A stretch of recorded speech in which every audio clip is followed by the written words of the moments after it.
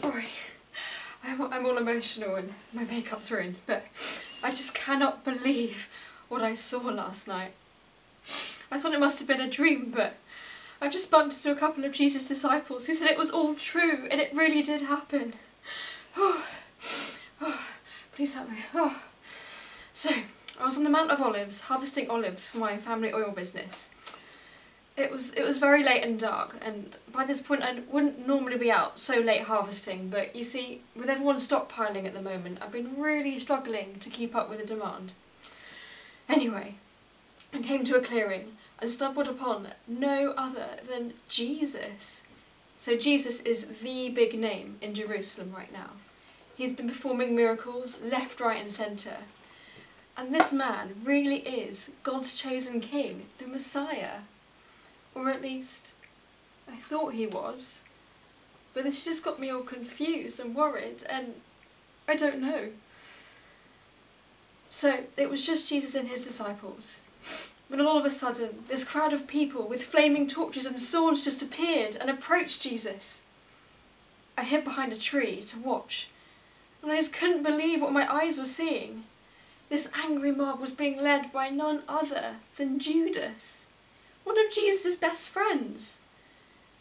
Jesus' other disciples were there, and they began to draw their swords in defence, and one of them immediately struck one of the men in the mob and sliced off his ear.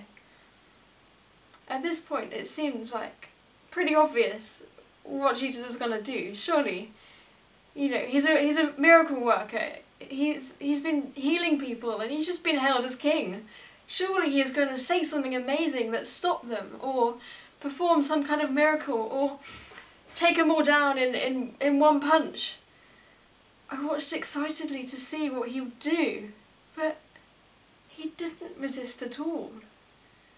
He told his disciples to put away their swords, and he even healed the man's ear. Why would he do that? These guys are the enemies.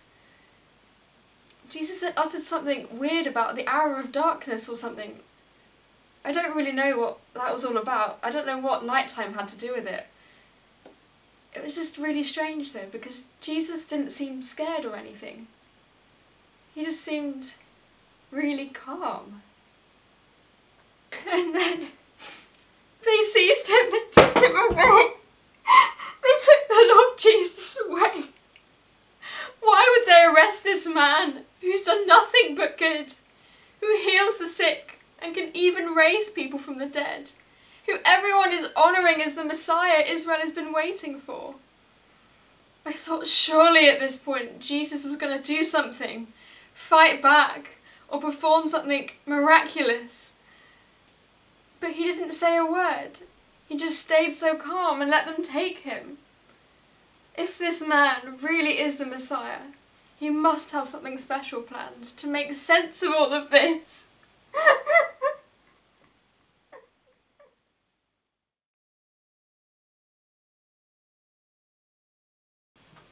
While he was still speaking, a crowd came up, and the man who was called Judas, one of the 12, was leading them.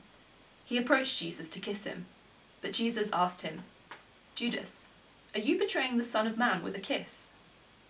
When Jesus' followers saw what was going to happen, they said, "Lord, should we strike with our swords?" And one of them struck the servant of the high priest, cutting off his right ear. But Jesus answered, "No more of this." And he touched the man's ear and healed him. Then Jesus said to the chief priests, the officers of the temple guard, and the elders who had come for him, "Am I leading a rebellion, that you have come with swords and clubs? Every day I was with you in the temple courts, and you did not lay a hand on me. But this is your hour, when darkness reigns." Then, seizing him, they led him away and took him into the house of the high priest. We're going to sing a song about that now. I've got my instrument. Sarah, where are your instruments? I have my salt shaker and my tissue box drum. Go get yours.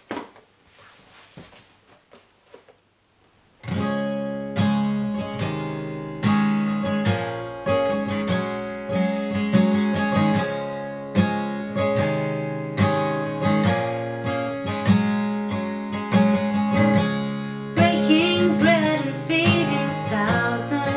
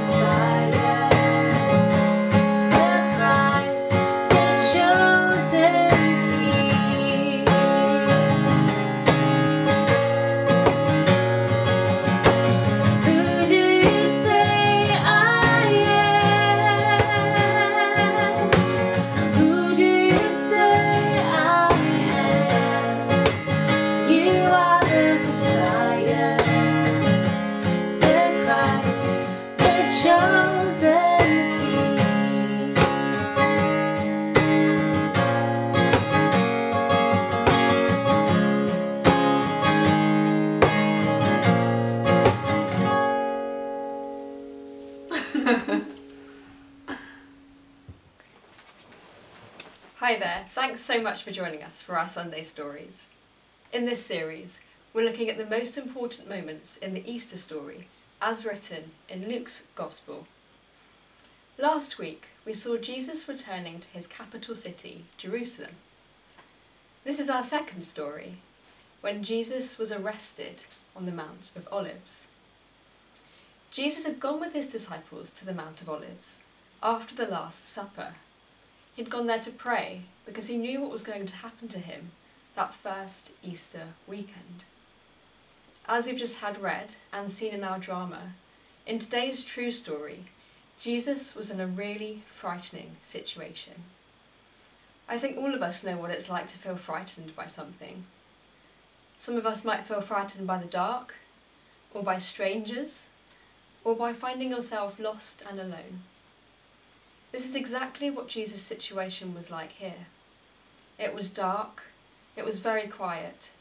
Some of his friends were there, but in the verses just before these, we learn that they'd kept falling asleep when Jesus had asked them specifically to keep watch. All of a sudden, a large crowd of officials, powerful people and soldiers arrive. But even worse, they were being led by one of Jesus' disciples, Judas. They'd come to arrest Jesus, led by one of his best friends. Armed with swords, Jesus' disciples wanted to fight. They asked, "Lord, shall we use our swords to fight them?" In that moment, I wonder what you would do. Run? Fight? Hide? Say it wasn't you? Beg to be let off? Scream? We might do any of these things. But what was Jesus going to do? He could have said, "Don't you know who I am?" He could have done anything. He had all the power to take down all the soldiers in one swoop. He could have flown away, or spun silk from his hands and trapped them in a massive spider's web. He could have done anything.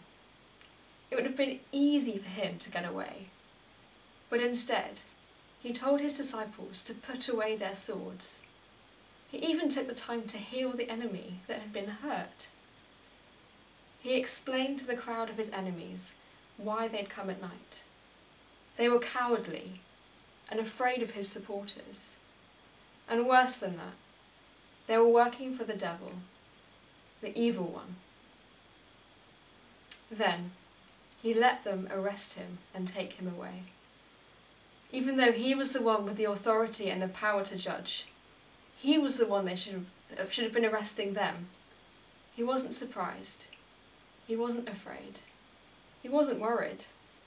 He was gentle and kind. He told the truth. And he didn't fight back. At some point, all of us will feel afraid, even adults. Things happen that we can't control, things that we don't like. And sometimes we even see evil things happening. When this happens, we need to remember Jesus in this story. He's not afraid. He's not worried. He's not surprised. He's in control. He is kind, and he will win. And if you're a Christian, he is with you, right there. He can help you to be brave. You can trust him. Thanks so much for tuning in today. If you're aged 10 and above and would like to dig a bit deeper into the passage, there are some questions attached in the link. I hope you have a really lovely weekend.